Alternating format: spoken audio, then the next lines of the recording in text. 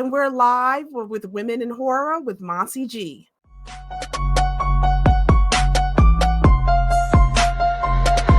Y'all ready for this?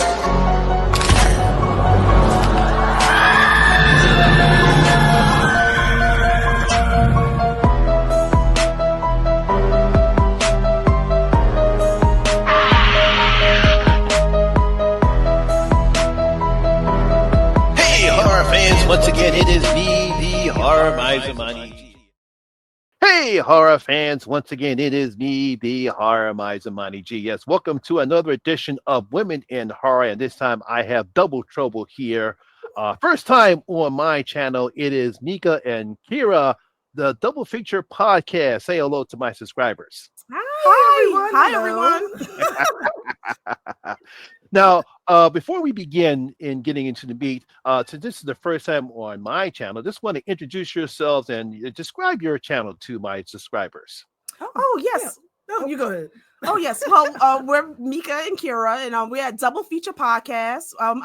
We do a whole a mix of genres. Our favorite genre is horror, so we tend to do a lot of films in that genre, but we do a plethora of all different types I think of films. we cover films from all across. So any type of film, really. Like we have the horror page, and we do have. I feel like Double Feet can encompass horror, but any other genre. Honestly, But our favorite genre is horror. Yes. Yeah, but see, so being the fact you have Art the Clown behind it, so Yes, He's our fave. Oh my gosh. Sinister.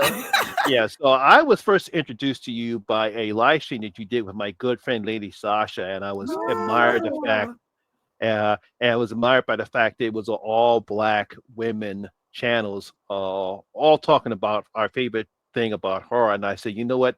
I asked her, I said, I got to reach out to them. I got to get them on Women in Horror. So here we are right now. So I want to thank you, ladies, for coming on. And obviously, my first question to you is going to be, because I was talking this with Kira before, when you're having the technical difficulties. Have you ever heard of Women in Horror before?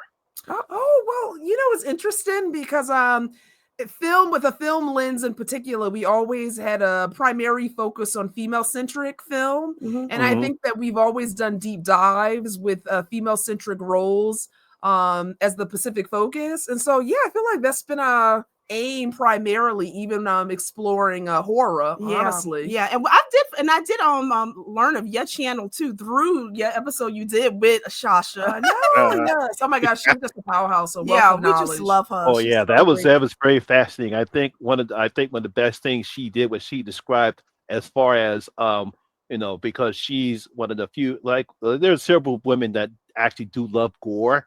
And I asked her what she thought about it, and I love her analogy about how what she appears to go and what unfortunately women go through in real life. That's fantastic. I said, wow, because as a man who was raised to respect women, and I respect all women and some of the stuff that y'all go through. It was turned out to be a grassroots organization. They basically dedicated into celebrating women, what they have done for her in front of the camera or behind the camera.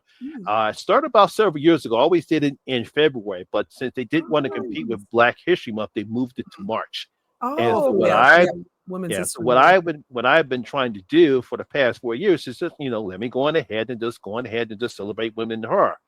Well, after talking about Black horror.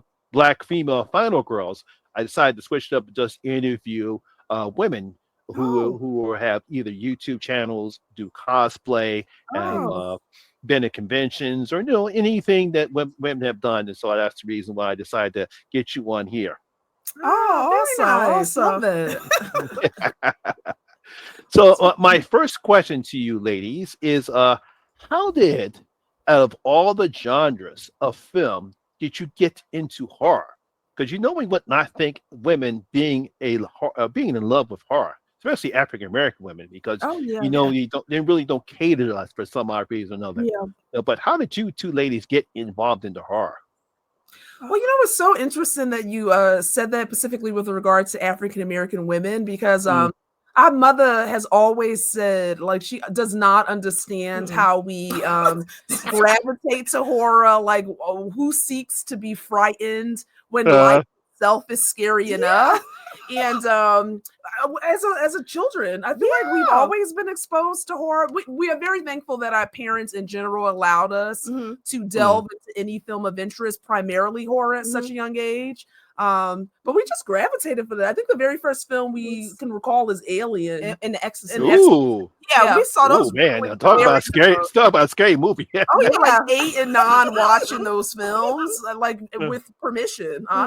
Yeah, I think our mother just said, "Oh, well, you can watch it if you get scared. Don't come say anything to me.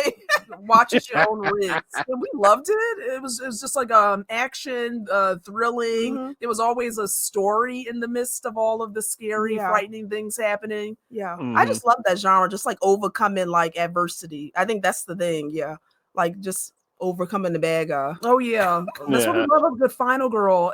Like reasonably, that's our favorite. Like when you actually go through all of this chaos and you make it to the end, it's like you deserve to make it to the end at that point. Constantly rooted in horror movies. It's funny because I being one of the last of the baby boomers, and my mother took my brother and I to go see Jaws when it was in the theaters. Don't ask me why. I don't know why she took us to go see Jaws. And she, after the film was over, she's like, "Are you guys going to get scared?" I said, "No, I want to get scared. I love her. I have a very morbid sense of humor, even when I was little." Did you go in the water? Were you afraid to go in the water after? That's the only out of all the horror films that I saw. That's the only one that had a reaction to is that sharks are real, and I don't go. I don't swim in the ocean. Exactly. Nope. Sorry. Nope. I said sharks are real. Trust me. As much, even though I love going on cruise ships, my wife and I are going on the cruise later on this year to the Greek islands. Oh, nice. But I will not swim in the ocean. No, sorry. Nope. Sharks are real. Real. I'll go in the pool. I know sharks in the pool, but nope. Oh yeah. That's the only your feet can touch. But that's the only horror film that had a direct effect on me. But other than that, hey, look, I snuck and saw The Exorcist when it first came out. So wow, one of the advantages of being born in the 70s. Yeah, that's one that still scares me. Oh, it lingers. Yeah, that one still has the effects. Well, I'm eager to see. Is it Michael Flanagan who's doing a remake of that soon? Yeah. He's after unfortunately had the disaster that was the Exorcist Believer. Oh yeah. Oh my gosh, horrible. Yeah. It's like. They tried. I like the idea of bringing in different cultures of religion. Yeah, so that was a nice idea, but I think I like the fact that they actually had 2 girls possessed. But that was clever. Yep. And it was amazing to me is that the black girl got more character development than the white girl. Which is shocking to me. Yeah, you think that normally it's the other way around, but that's true. Yeah, just that execution. Oh, the execution of it. Oh my gosh, no words.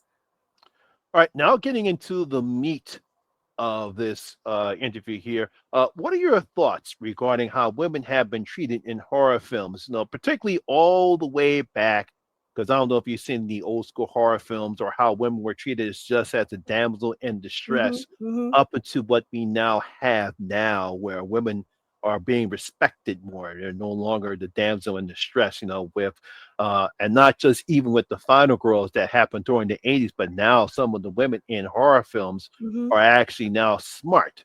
They know how to resolve problems. They're not stupid, and they'll have to depend on demand to save them. So what do you feel is about how women has been portrayed in horror films throughout the years? Yeah, I think the trajectory has been good. I see, even going back to like our favorite horror film is Alien.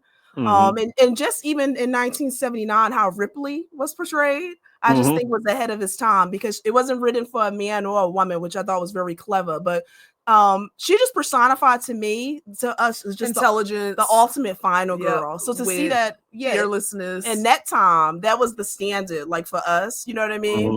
And I think we've gotten there when you say, well, I even think if you go right to Aliens, what I liked about that trajectory was like if you highlight every female role in that film, including Newt and even Vasquez, like all of the women were like leaders, like held their own, like with decision makers, like they ultimately made it to the end. Oh, with the exception of, oh my God, no spoiler, my Vasquez. I digress. But that's an early example of something that we saw in the 70s, in the 80s, that I think highlighted what a female heroine in horror could be. In terms of the trajectory, I'm glad to see that they trust women in these roles. I'm thinking of even just like Sweetheart recently. Oh yeah, newer ones. Oh, I love 28 Days Later. There's a couple of films that I think they highlight strong female leads that are more modern, and they carry the film. And I think we've gotten away from like, you know, some of those exploitation films or like the tropes. I think we are seeing better representation of women, especially now. But I do think in older films you did have some good heroines that you just had to find them, like Ripley. You know, I was fascinated because I don't know if you ever saw Attack of the 50-foot. I think it's Attack of the 50-foot Woman. Oh yeah, it's been a long time. Yeah. When I first saw that, to me it was just like a copy of The Amazing Colossal Man. So, but it was just, you know, just a woman, and I thought that was a very fascinating way how they did that film. But I was very glad, you know, even at the time when I first saw it, I said, "Wow, this is interesting. They're actually using a woman instead of a man." I like that. I mean, I like that. You can do that. And I love the roles, like I said, of Ripley's so great because it wasn't really, it could be written for a man too. You know what I mean? That wasn't the goal they had in mind. It's just a character. But because if I remember correctly, Ridley Scott said that, of course, he was not thinking about a woman or a man. He just simply just wrote the character up, and Sigourney Weaver just got cast for it. And it's like, wow.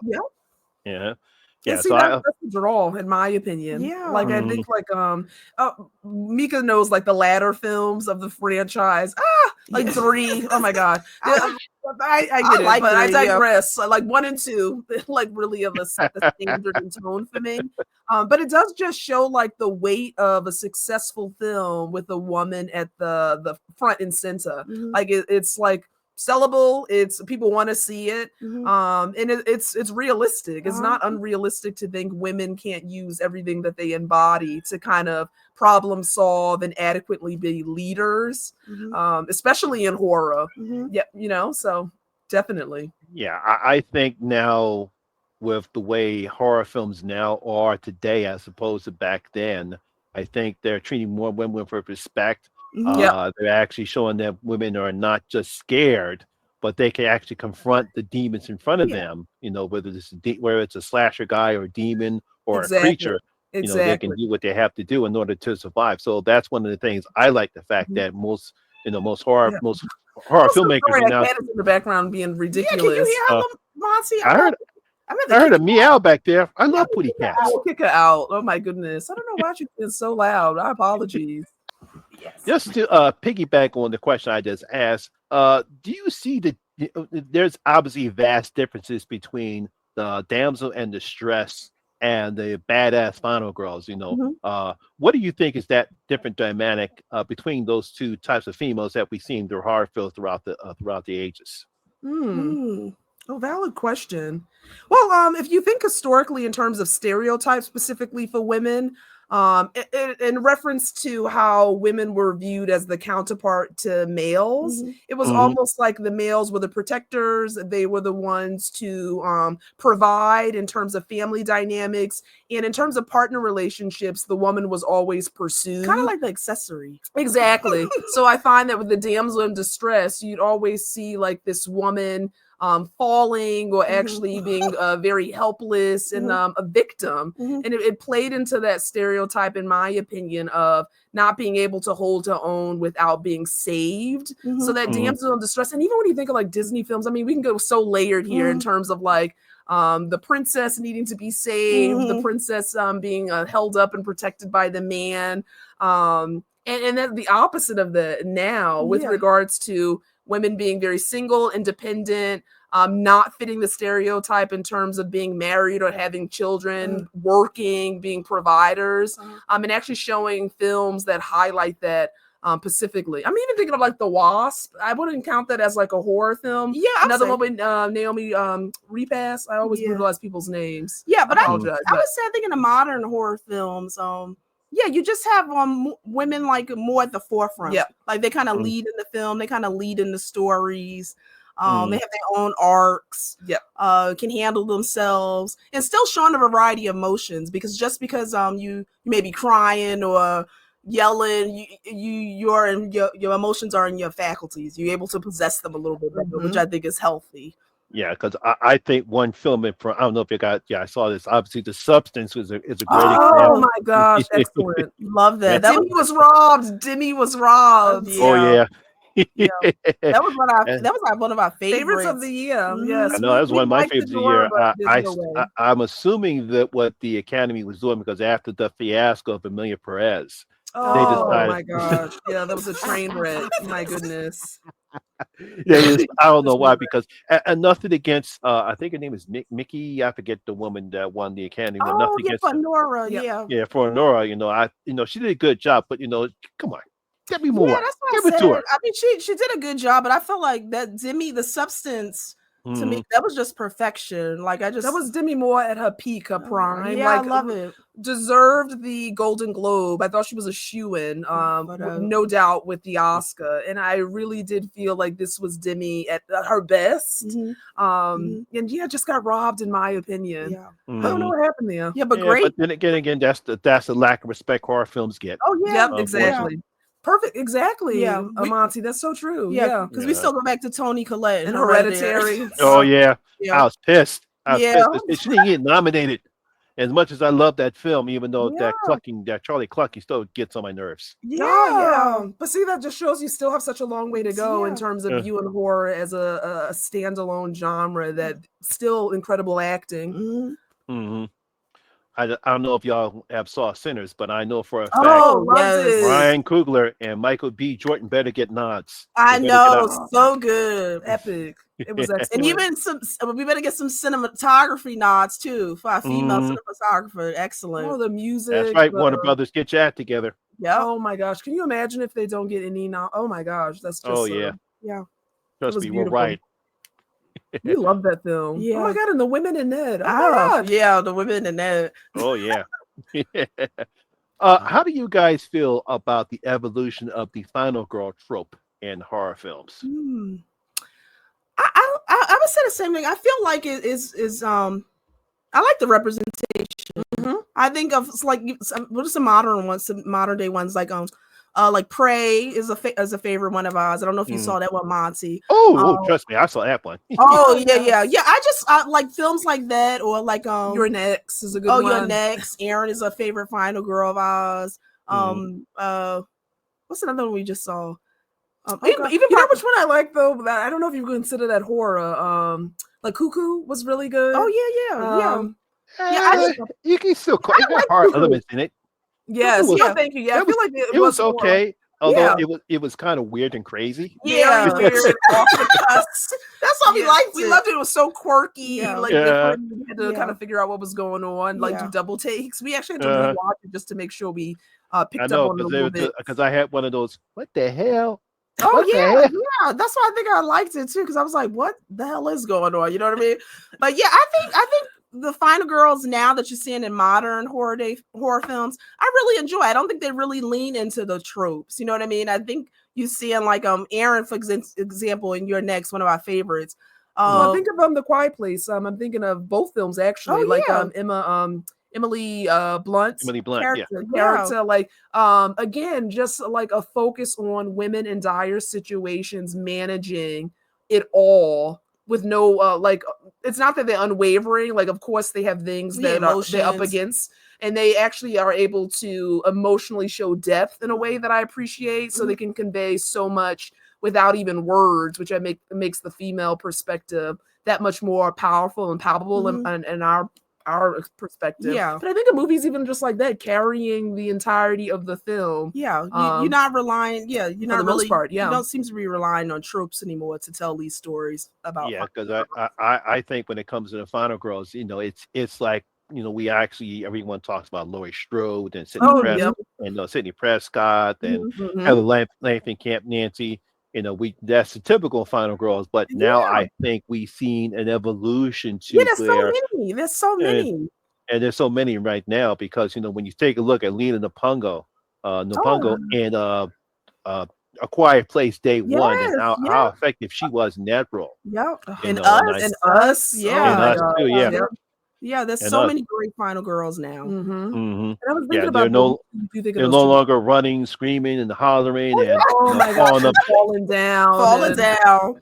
I know when you got like a good lead too, you falling down. Yeah. hmm.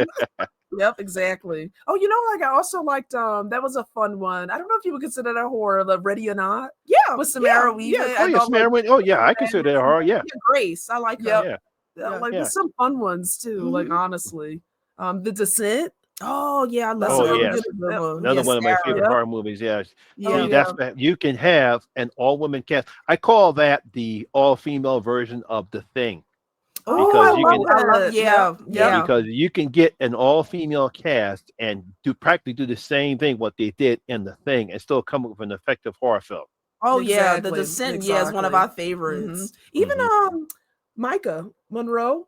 Oh yeah, I like Quite Michael. a bit. It Yeah, follows the Watcher. Like I she's just feel got a like she's couple. a queen, the significant other. Like there's a lot of films that she plays in where she ends up being the final girl, but dominates every film solely, in my Yeah, opinion. Hmm. I like Michael. Now, obviously, during the 80s, for some reason or another, we had to have slasher films that had to show naked women. It Mhm. had to be, we got to see breasts, we got to see Mhm. their Well, butts. Sometimes we might even see full frontal nudity. Mhm. Did you think that they were just objectifying women during that time period? It didn't matter whether or not it was even a focal point of the Mhm. horror mhm. film. It's just that let's see some naked women. Oh yeah, I definitely think you. I Objectification. Yep. definitely think that was a factor. Yeah, because to me, I always feel like if you're gonna show those type of scenes or nudity or Make it even make things like sense. SA, for me, it has to have a purpose to be in a Hmm. film. Yep. So when it Mhm. really doesn't have a purpose for being in a film or telling a story, to me, that's when you get into like the exploitation or the objectification. And I definitely think some of those '80s films, yeah, definitely just was to kind of throw it in there, you know. Mhm. And when you think about even like Friday the 13th, Mhm. oh, I just have to use an example because I love the series. Like Mhm. Mika, I'm still getting her to watch every single Yeah. film in the franchise. Mhm. I know most of it is bad when we get towards the latter, but I even think about the women there, like in Mhm. terms of just their dress, their attire, Mhm. before being objectified, and even the gaze you get off screen, like when you're watching them in the bathroom or Mhm. like in the getting dressed, is like, okay, well, sexualizing these women prior to their death, and we can't even have them have the dignity of being fully clothed. Mhm.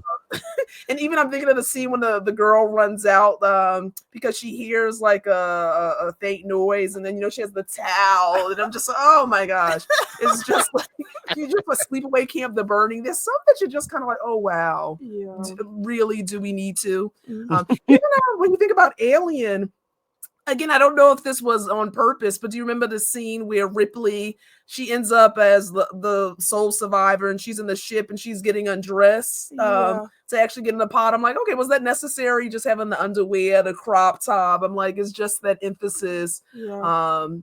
for no purpose, in my opinion. It didn't Yeah. serve a purpose, but let's throw it in there. Yeah. I Which think is Yeah. greatly different than part 2. yeah, I think if you can tie it into the story, then It makes sense. Yeah, Yes. but then that's okay. Yeah. Mhm. Yeah, yeah. I just thought it's fascinating when I was, especially when I was growing up during the '80s and seeing all the slasher films that came out after Friday the 13th, and then all of a sudden it was just uh this this woman runs around naked for no apparent reason other for her Yeah. to see around naked. Yeah. Yeah. I'm like, what is that? I said, wait a minute, this The is no part of the movie. Why are we male- watching this thing? It's like this. Might as well watch. Go ahead. Look, if you want to have naked women, go watch porn. I know. I'm like, because how is this? Yeah, it just doesn't serve any purpose. No purpose at Mm. all. It literally is just that style of film in terms of the male gaze. Yeah. Objectification prior to like taking taking them out. Yeah. You know what I mean? That's so defenseless, helpless, in a state of being vulnerable. Yeah. Yeah. Yeah, so I'm glad they changed that up. Oh, Oh, yeah. please. Yeah. Mhm. Yeah. Thankfully. Now, what are your thoughts on the fortunately rape revenge horror films that we've seen so far? Like say, I Know Wow. What You Did Last Summer, and the film called Revenge. Oh Do yeah, you Revenge.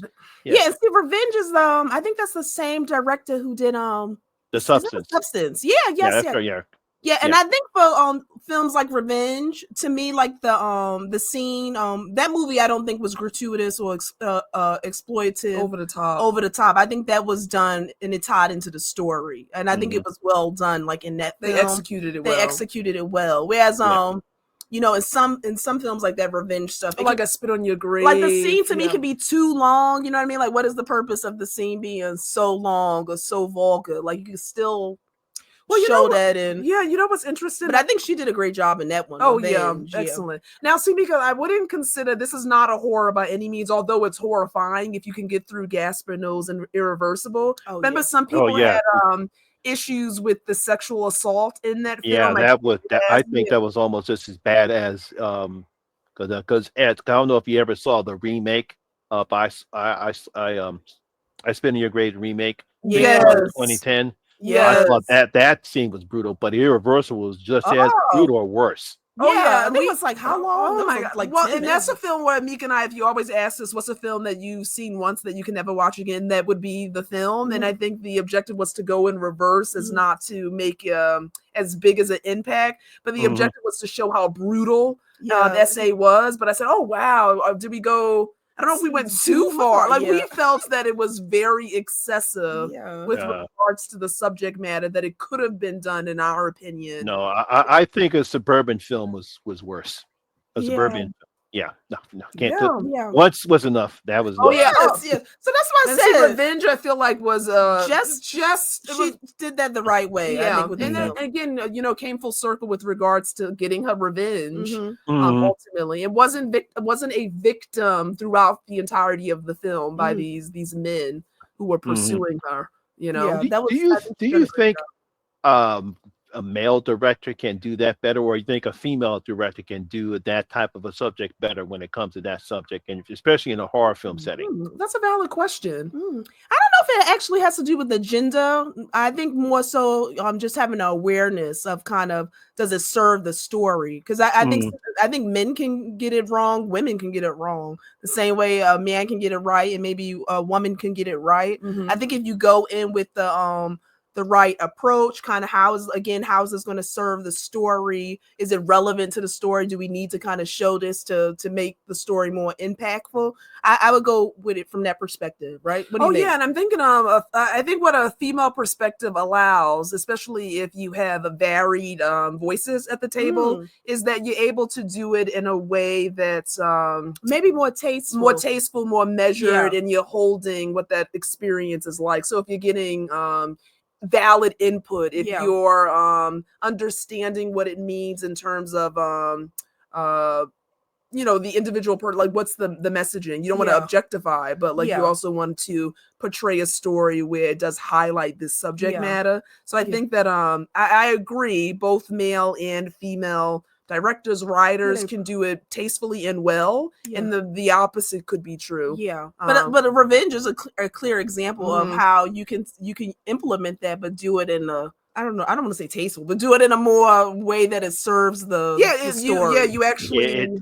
It's not, as put it this way, it's probably not as vicious, or it could be triggering to some people. Exactly. Where you watch, where it's not like minutes long. You're like, oh my god, you can't even go get through the scene. Right. Do you think women directors of horror films are finally getting the respect that they deserve? I think so. Oh, you know what? I just want to kind of note really quick a perfect example of that. It was a film that had heavy subject matter too. The Nightingale. Like Jennifer Kent was the director. That was a perfect example of a really impactful film that provoked so much emotion. But I think the director, I think Jennifer Kent handled that beautifully. Like in terms of the storytelling, even though it was like really heavy subject matter. I think she did did she do Babadook? Oh, I believe she did do the Babadook. I think she did the Babadook. Really good example of a director who does that well. Yeah, because I think women. I think one of the problems when it comes to women directors of any genre, their problem is that the film is not successful. He's probably not going to get another chance again. Oh yeah. You Yeah, know, yeah. because Patty Jenkins is a prime example. You know, she Oh, did good a example. fantastic job with Wonder Woman, but then Mhm. she blows it with Wonder Woman Oh, yeah. Oh, 1984, I know. Yeah. and Yeah, it's like, oh, yeah, it is kind of seemed like a one-off, like if you don't nail it the first time. I mean, there's mhm. been some great directors, I think, in horror for women. I loved Nia DaCosta.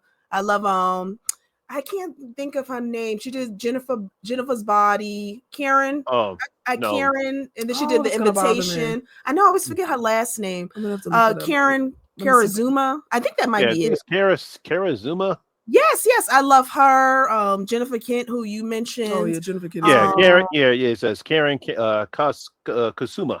yes, Mm-hmm. yes, I love her. There's some great voices in horror, even writers. I love Keela Oh Cooper. yeah. We have yeah. But see, like Akilah Cooper's a good example of she's had some successful films that have Mhm. been box office Mhm. successes. But again, like it's like you can have a Yeah. track record of like two great Yeah, films it's that that do one well, time, and the yeah. minute you don't have a blockbuster, like my God, like Yeah. that's true. Do you have the opportunity to utilize your voice in the same way? And it's like fingers crossed. You Yeah. hope so. Yeah, that Yeah, is I know the you hope so. Yeah, because that's one of the problems that women have yeah. Mhm. in Yep. Hollywood. Movie studios don't want to take a chance. You Yeah, Mhm. know, exactly. Yeah. So that's why I'm glad Nia DaCosta got the chance, and Candyman was very successful. Mhm. Yep. Mhm. Mhm. Yeah. Yeah. Unfortunately, she probably won't get a chance because after the disappointment with the Marvels was. But Oh, I Oh my I know. God. don't Yeah, necessarily yeah. don't necessarily blame her. I blame more of the production team for that Yeah, yeah. fiasco. Yeah, that's the thing. Yeah, women don't usually get that second chance, and especially throwing a woman in a woman of color. You know what I mean? That's No. Mhm. like a double whammy. It shouldn't be, but yeah, Shouldn't be, but Okay, extra who barriers. who is your favorite final girl, and why? oh, Oh, Ripley. it's I just just like I love it's her. like such a no-brainer for us, at least in terms of all of the boxes. Mhm. That Mhm. first of all, Sigourney Weaver as an actress, Love we her. are always impressed by the choices in the film she takes. I know there's been some where I'm like, but like if you ever get a chance to see Imaginary Heroes, Mhm. Map of the World, like she really does have these gems that just show her overall range. Yeah. But Outside of horror and stuff but like Ripley specifically, ah. she was just not a victim, nor was she an idiot. Like when I think of Alien, she was the one that used intellect, like in terms Mhm. of even like entering the ship. No, you know the protocol. Like I don't care Mhm. what you're saying. I'm not opening this door. 24 hours for like quarantine, Yeah. and no questions asked. Yeah. Like she Mhm. challenged people, like in terms I'm thinking of Ash, like, Mhm. hey, you the science officer, know your place. Why are you doing these things? Yeah. She used to wit intelligence, and it wasn't always likable or agreeable, but like, nope, this is my job, this is what I'm Mhm. tasked with, this is what I'm doing. Mhm. And even in the face of this alien, which was, oh my God, the scariest thing, Mhm. even the visuals Mhm. of what the alien looks like, not to say she wasn't scared, but I still need to be able to get through Yeah. this, have my wits about me, and figure out a strategy Mhm. to dominate and like get out of this okay. Mhm. And I think Mhm. Aliens, like even when we're looking at Alien 3 and Alien Resurrection, Ripley no deviation with Yeah. regards to her fearlessness. Yep. Mhm. And even though, like you said too, this is someone too, even in the latter films, dealing with so much trauma. So much trauma, But kind of so much loss. My yeah, goodness. focusing in that and harnessing it and to what she needs to get accomplished. Mhm. I just love her trajectory. She It just was like such an even foe too to the alien. Yeah. When we kind of reach on the latter films, like okay, we can go toe to toe. I've been through this countless times. she's just Let's awesome. go. Yeah. Mhm. Just Ripley. And in comparison to the men, even like I think of Aliens, Meek and I always laugh in terms of like, oh, rest in peace, Bill Paxton's character Hudson. Oh yeah, Hudson. Putting him together, pulling him in line, like, look, pull yourself together, like get a Yeah. grip. She Just just Oh get man, game over, guys. Game over. yeah. Come up with a plan, a Yeah. strategy. Let's get this done. Yeah, she's great. Okay, ladies. Obviously, what led you decide to make a podcast? The Oh. double feature podcast. What led you decide to make the double feature podcast? Oh, What were you gonna say? Well, I said we always like every time we watch movies, we try to do a new film a day. We don't always get there, but we try to watch one film a day. And one thing we got to do better about is talk about it. Like we can watch, we watch together TV series and films. And one thing we say sometimes is like, oh my God, we need to be talking more about what we're watching on a daily basis. I think initially when we thought of a podcast, we did not want to be seen. Yeah, no. In terms of like visually showing ourselves in any public sphere. We're like, oh my God, we love to talk to one another. We have this banter when we're watching things jointly together. So let's just kind of have that translate to a podcast. I think what we've gotten away from, which is interesting, is we've delved more into streaming where we're actually in front of the camera, which is different. And we're doing a little bit more of that front and center. And then we just have to kind of get back in terms of just translating now the streams and being visually out there to maintain our podcast equally. But we get some people who say, oh my God, we love when you do the podcast. Like we don't really watch video or have time to check out a stream, but I go to work, I can listen to you. I'm walking, I'm jogging. It's easier for me to listen. And then some people are saying the opposite of that, like, oh, we don't get a chance to listen to things, but we'll sit down at the end of the day and watch YouTube and streaming and all of those things. Yeah, it's been fun though. It is fun. Yeah. Whose idea was to create the podcast though? I think it was yours. Oh, it was mine. Yeah. And just because I think creatively, like we both work full time, and even though I work full time too. Yeah, so it's like, even though you're working and you like what you do, it's stressful, and a lot of your time within the day and the week is spent doing your work. And we always had this restlessness in terms of creatively doing something that encompassed our love for film and TV because we consume so much of it. I said, oh my God, it would be a good opportunity to connect with other people with shared similar interests and likes. Oh yeah.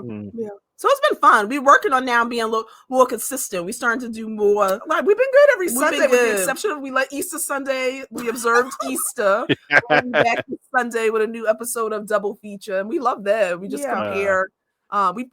We put two films of similar genres or themes together, and we just talk about it. Mika's pick and then my pick. Okay. We're going to include a lot more horror for the that segment. Yeah. Because for me, and for most of the people in the horror community, it was like growing up and being a horror fan, especially as an African American male. Most of my boys thought I was weird. Why do you like that stuff, buddy? That's so weird. People don't get it. People don't get it. Yeah, because I could go to sleep with I go to sleep to horror movies Demons. I always go to sleep to Demons, and my mother and our friends are like, "What the?" You know what I mean? But yeah, throw it on and go right to sleep. So we understand that being deemed weird as a result of gravitating towards the genre. And it's nice now to actually communicate and talk with a whole bunch of people who love horror just as much as I do. Yeah, agreed. Yep. That's been the best. Oh, so much fun. I mean, look at Lady Shasha. Yeah. Just the connections we're able to make with you, Amonte. It's just been great just to connect with people that you wouldn't have connected with outside of this environment. Yeah, outside the environment. Yeah, I still be struggling. People still call me weird. Now there's a collective group of weird people. My wife she's not a horror fan. She thinks I'm weird anyway. Will she watch a horror film with you at least, or no? She actually did go see Sinners with me over the weekend, and she actually did enjoy it. At first, she didn't know what it was. Oh, okay. And then when she actually looked into it, she says, "No, I'm gonna go ahead and see it." And then she actually did enjoy it. So. Okay. Yeah, I love it. Gave it a chance, enjoyed it. She gave it a chance, but yeah, just backtrack. When on our first date. Now, keep in mind, she's not a horror fan. I took her to go see Tales from the Crypt Demon Night. Oh wow. I took her to a horror film. I love that though. That movie though, I enjoyed that one. Oh, that was good. Yeah, you like that one? Well, she just enjoyed it. She enjoyed the night, and even though she thought it was weird. In good company. Talk about Final Girl. Hello. Geraldine. Yeah, Geraldine. Yes. Yeah, Geraldine. Yes. All right. The final question I have for you, ladies, is if you could create a horror film, what would it be, and what type of subgenre horror would it be as well? Ooh, that's such a good question. If I could create What? a horror film, what? Ooh. Well, I think one of our favorite subgenres is zombies. Oh, very much So so. I probably would do But see, how could you got to think of a creative twist? but you know what? Even with zombie films, sometimes I don't feel like there's really like a forefront for that from that female perspective, like with being the lead. Do you think? Oh, interesting. Yeah, because I like post-apocalyptic. Yeah, I would say the only thing I can think of right now is maybe 28 Days with Serena's character. Yeah, but I'm thinking I definitely would encompass zombies. Yeah, I think there's a unique way to provide a perspective that you have a new perspective. Yeah. You know what? A film that I would love to have expanded on. It Comes at Night. Oh, you love that movie. I do like because I like it because I think it's the anticipation of what you don't see throughout the film that gave this tense moments. But something like that draws on tension building, female perspective. I think that could be bigger than that film was. With some zombies. Yeah, with some zombies. And maybe making the zombies be able to think more organically. Yeah, that would kind of, maybe we'll have to tweak it, but yeah, something like that. Oh, twin heroines. Ooh, perhaps that could be fun. What twins? Introvert, extrovert, navigating. Yeah. Like sinners, more twins. Oh, yes. Yes. That would be fun, though. Yeah. I'm always curious to see if there's something that exists that I haven't seen yet. Yeah. Okay. Well, once again, I want to thank you for joining for me on this great program that I have, Women in Horror. I want to thank you all together. If you would like to, I am also part of a horror live stream called the Horror Hangout live stream. If you want to be a guest on us, I'll send you a drop in line if you want to be a guest. But I do have to warn you. Two of the people, one of my favorite friends, Jen from Jen's Reviews of Grape and Trivia Theater, they can be a bit raunchy. Okay.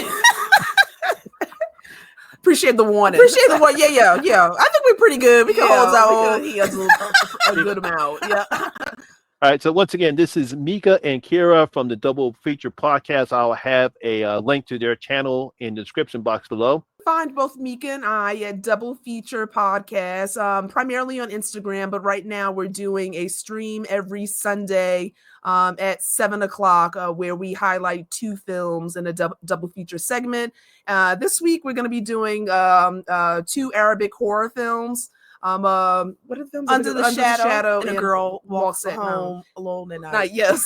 And then we always just say we're here for a good time, not for a long time. Very, very good, ladies. And once again, my name is Lamont Smith, better known as the Horror Miser Money G. And always remember that horror rules. I'll see y'all guys later. Y'all please stay safe out there. Bye. Thanks, you guys. Bye.